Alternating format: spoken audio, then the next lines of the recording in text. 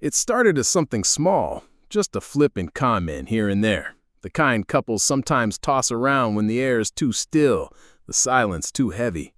The first time she said it, we were on the couch, her head half buried in her phone, eyes flicking upward, only to deliver the punchline.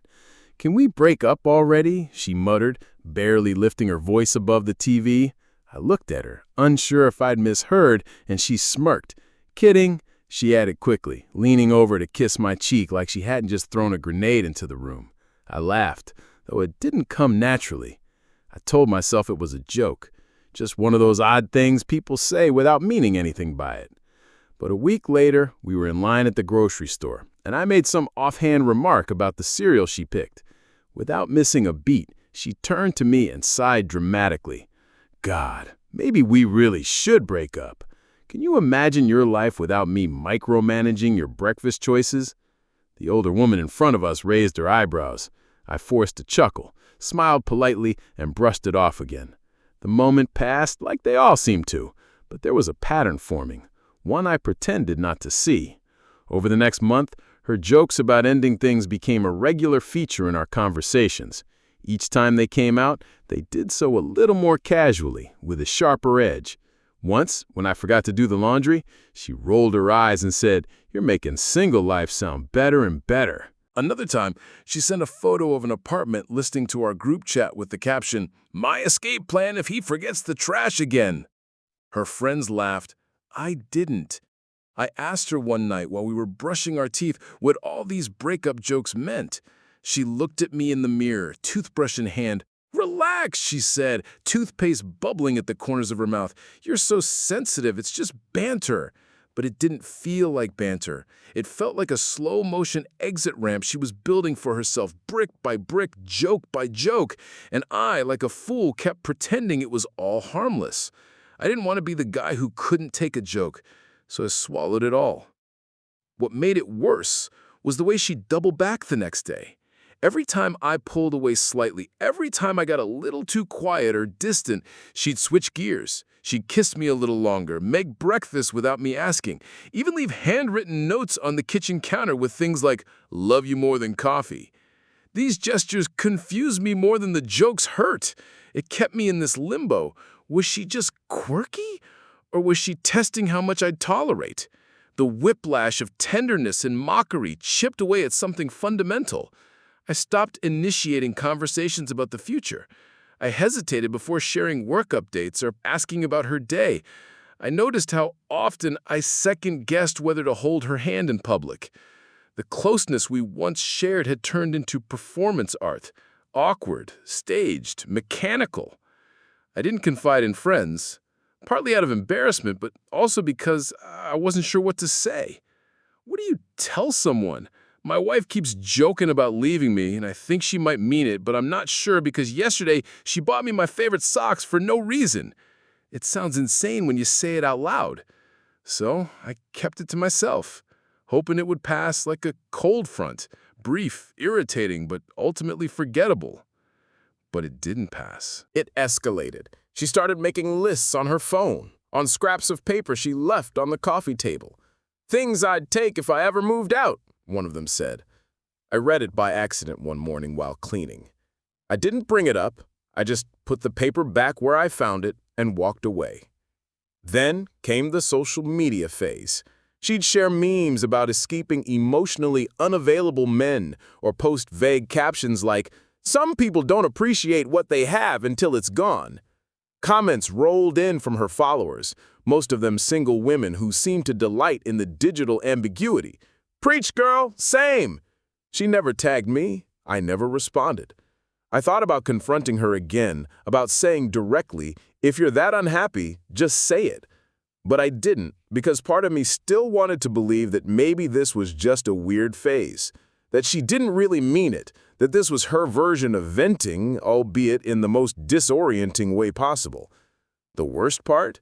She still held my hand when we watched movies, still fell asleep on my chest, still texted me, "Drive safe, handsome," when I left for work. The dissonance was unbearable. It made every moment feel fragile, like a vase balanced on a ledge. I was afraid to breathe near it. Then came the Friday night dinner with her friends. We were at a bistro downtown, everyone laughing over cocktails and overpriced entrees. Her friend Dana was talking about her recent breakup, and without any prompting, my wife chimed in with, "Honestly, sometimes I wish I had the guts to do that." She glanced sideways at me. The whole table laughed except for one guy at the end who shot me a look, half sympathy, half confusion. I smiled and drank my wine. That night, while she showered, I stared at the ceiling and tried to remember the last time I felt wanted, not just tolerated. I couldn't, not clearly. I should have said something then, should have told her the jokes weren't jokes anymore, that they were cutting deeper every time, That they made me feel disposable. But I didn't, because I already knew the truth. She was laying down breadcrumbs, and I was pretending it was a game. But deep down I knew. She wanted out. She just didn't want to be the one to say it first. And I was too tired to keep pretending it was all just humor. I was too tired to keep making room for someone who treated our relationship like a rehearsal for goodbye. The following message she'd send would give me the clarity I hadn't been brave enough to take for myself. And this time, I wasn't going to play along. It was a Thursday, the kind of day that moves without incident. Just meetings, emails, and a lunch that tasted like cardboard. I had a late client call, so I stayed at the office longer than usual. The room was quiet, bathed in artificial light, the hum of the air conditioning louder than it should have been. I remember reaching for my phone, almost absent-mindedly, more out of habit than anything urgent. That's when I saw it. A message preview from her. "I think we need to break up." No emojis or follow-up. Nothing to soften the blow. Just that sentence. 7 words that landed like a gavel. Final and sharp. I stared at the screen, waiting for another bubble to appear. Something else to explain, reframe, or walk back. But the dots didn't dance. I read it again, slower this time, like my brain didn't quite believe what my eyes were already digesting. She'd said things like that before, many times in fact, but those were always in person, layered with sarcasm or buried inside banter. This felt different. Something about the delivery, the timing, the silence that followed made it feel settled, final. I sat still, letting the moment stretch. Across the room, my reflection in the window looked calm.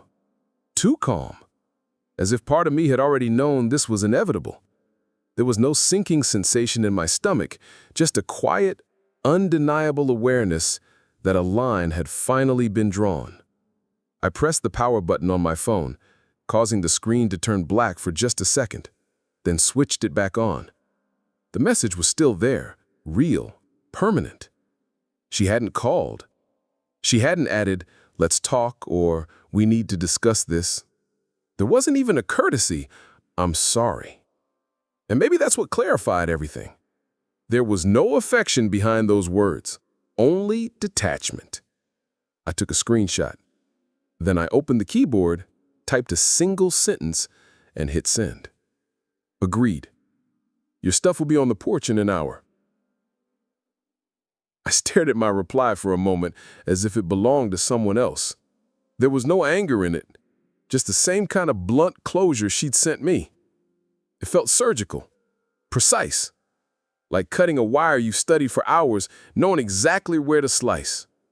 I stood up, tucked my laptop into my bag, and left the office, without saying goodbye to anyone. The drive home was silent. Headlights gliding across asphalt, my fingers resting loosely on the steering wheel. Every red light gave me time to rehearse what I'd say if she called. But she didn't. No buzzing phone, no question mark sent in panic. It was as if she really meant it. And that made everything simpler. I wasn't going to drag this out. I wasn't going to pretend there was more to say. She sent a message that required no further conversation. So I gave her exactly what she asked for. I parked in the driveway and sat in the car for a minute, watching the lights inside the house blink softly through the windows.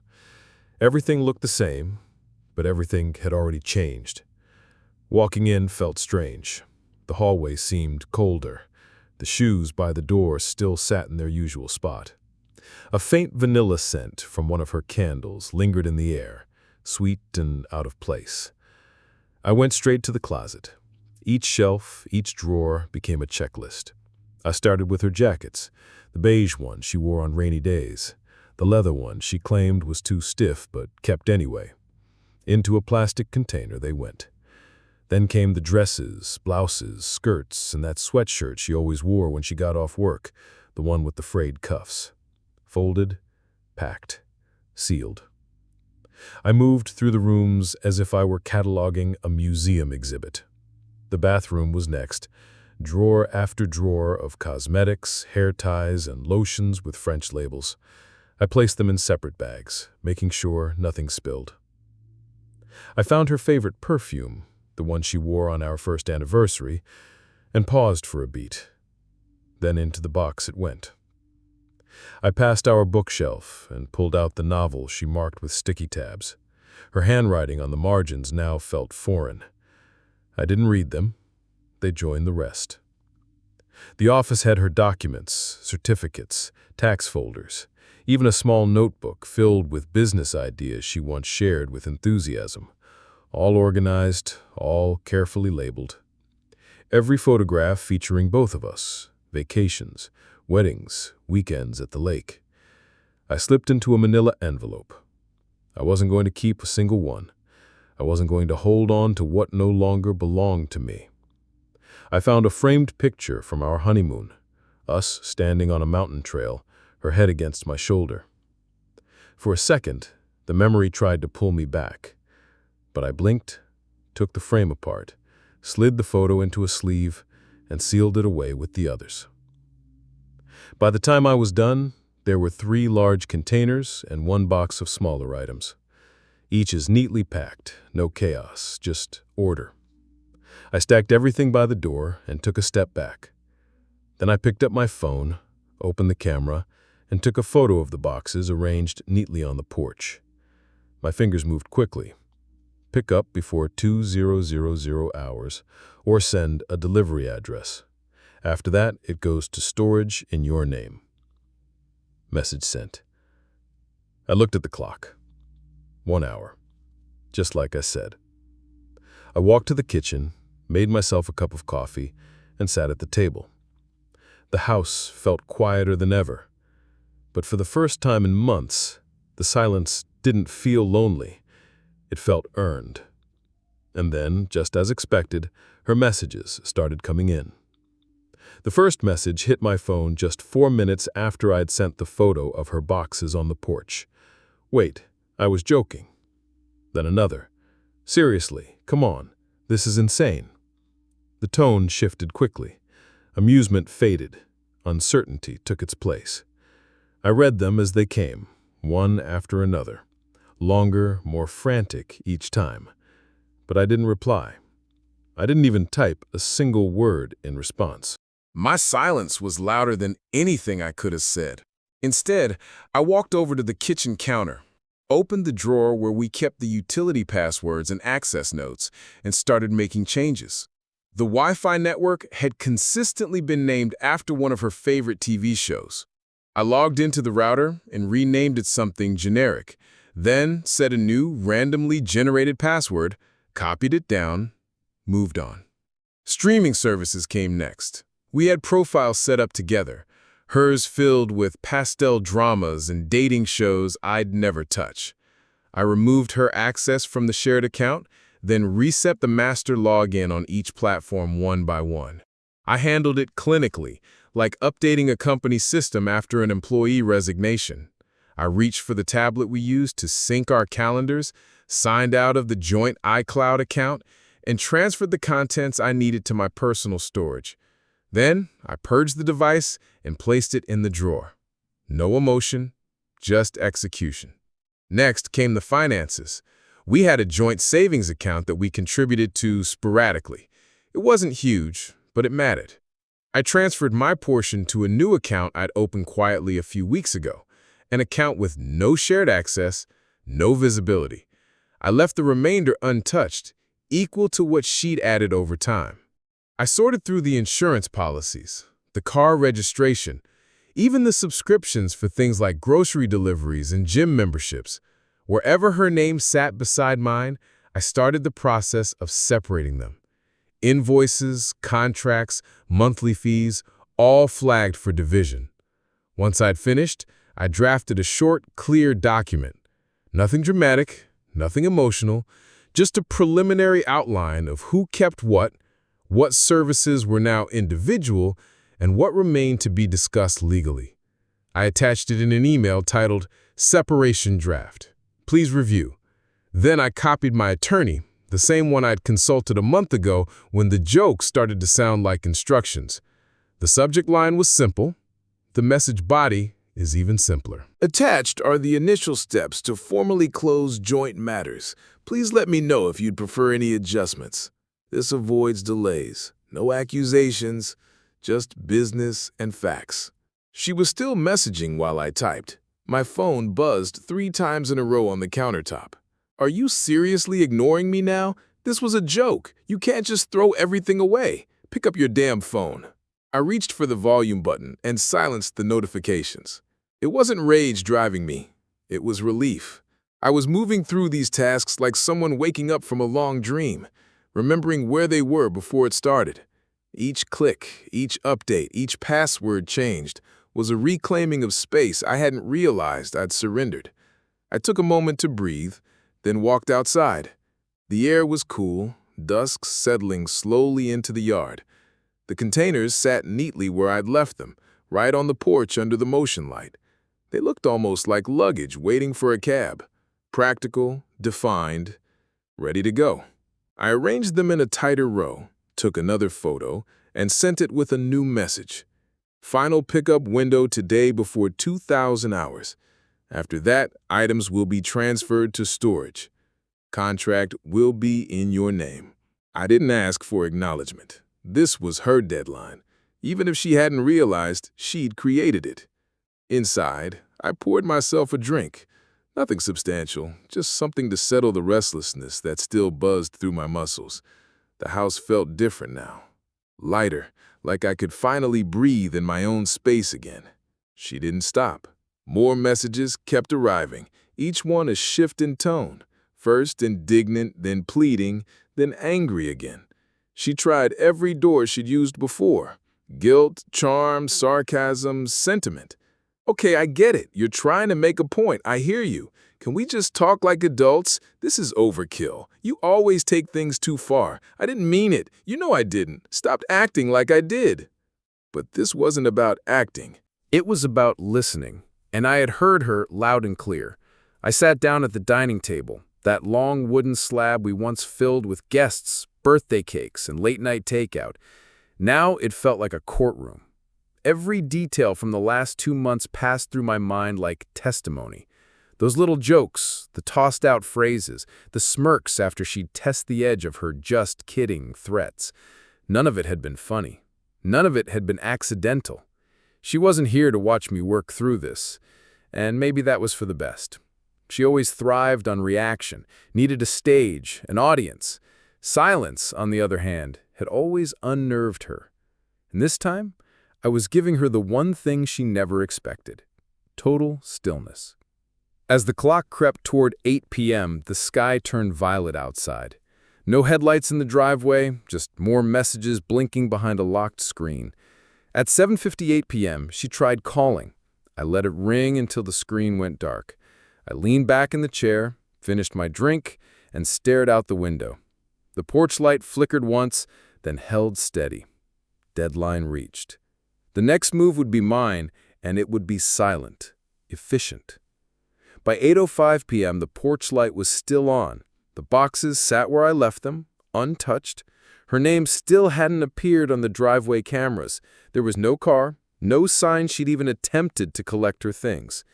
Inside, the house remained still.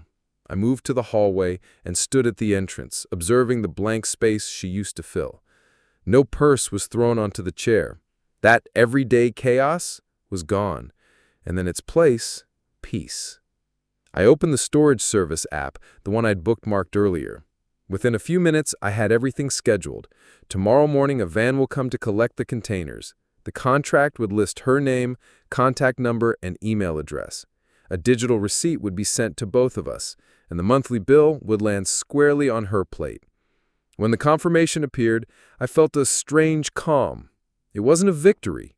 It was closure. At 9:12 p.m., headlights finally lit the corner of the street. A black car rolled to a slow stop, idling at the curb before the back door opened. She stepped out wearing the same coat she had worn on our last weekend getaway, the one she used to say made her feel elegant. It looked foreign now. She stood there, hands at her sides, eyes fixed on the containers. For a few seconds, she remained frozen, like she expected them to vanish if she stared long enough. Then she approached slowly, as if they might explode. I watched through the front window. She reached for the top bin and ran her fingers over the label I'd written, her name in bold letters. Everything inside had been organized deliberately, categorized and packed with care, far more than she likely anticipated. She glanced toward the door, then tried the handle. The lock clicked. Red light. She pressed it again. Another refusal. I opened the app and checked the locks. She'd entered her old code twice, the one I reset 3 hours earlier. A knock followed. One firm hit, then another, louder this time. I walked to the entrance and opened the door halfway, left the chain engaged. Her expression twisted between disbelief and nervous amusement. "You changed the code?" she asked, voice slightly elevated, too sharp to be casual. I nodded. "You're no longer listed." She blanked, obviously searching for an angle that might reset the situation. "Okay, come on. This is extreme. You seriously locked me out?" I met her stare without blinking. "You said we should break up." I agreed. She scoffed and stepped closer. "It was sarcasm. You knew that." I didn't budge. "You said it straight." No smile. "You meant it. Or you wanted me to think you did. Either way, I accepted the offer." Her brow furrowed. "This is childish." "No," I said quietly. "This is deliberate." She tried again. "Let me in. We can talk about this like rational adults." I pointed toward the containers. "Your things are there. The rest is covered in the email I sent. Any clarifications can go through the lawyer copied on it." She crossed her arms. "You're being ridiculous." "Then we're finally even," I replied. Her voice rose. "You didn't even ask me what I meant. You just assumed everything." "You sent me a sentence, a simple one. I chose to honor it." She paused, eyes flicking past me into the house like she was looking for something familiar to grab hold of. But it was gone. The traces had already been scrubbed. No shoes by the mat. "Seriously?" She tried again. "You're really doing this? Over one text?" I unhooked the chain and opened the door fully, motioning to the containers. This isn't about a message. It's about months of small cuts. I let them bleed without saying anything. Today, I stopped pretending I was fine. She stood silent. I added, "You were playing." I stopped. She exhaled and moved closer. "You're punishing me. You know that, right?" "No," I said, calm and steady. "I'm just done negotiating my dignity." Her face shifted. Anger cracked into something softer, pleading. "Maybe." She looked past me again, scanning for the version of me that used to fold during conflict. "That guy had left when I hit send 3 hours ago. I was testing you," she admitted, her voice finally lowering. I stepped aside and gestured again toward her things.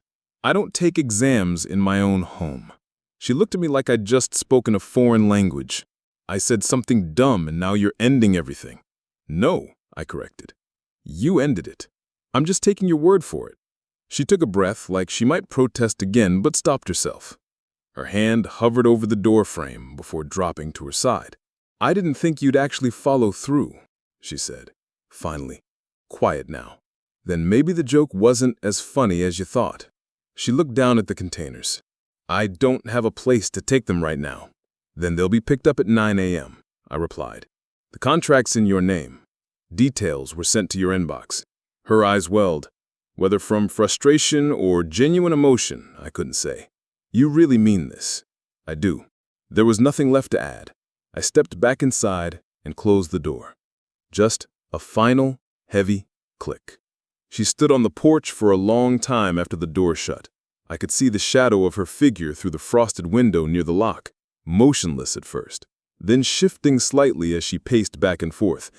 There were no more knocks, just silence. And then eventually, footsteps descended the stairs and faded into the distance toward the sidewalk. From the kitchen, I watched the car pull away. It didn't race off.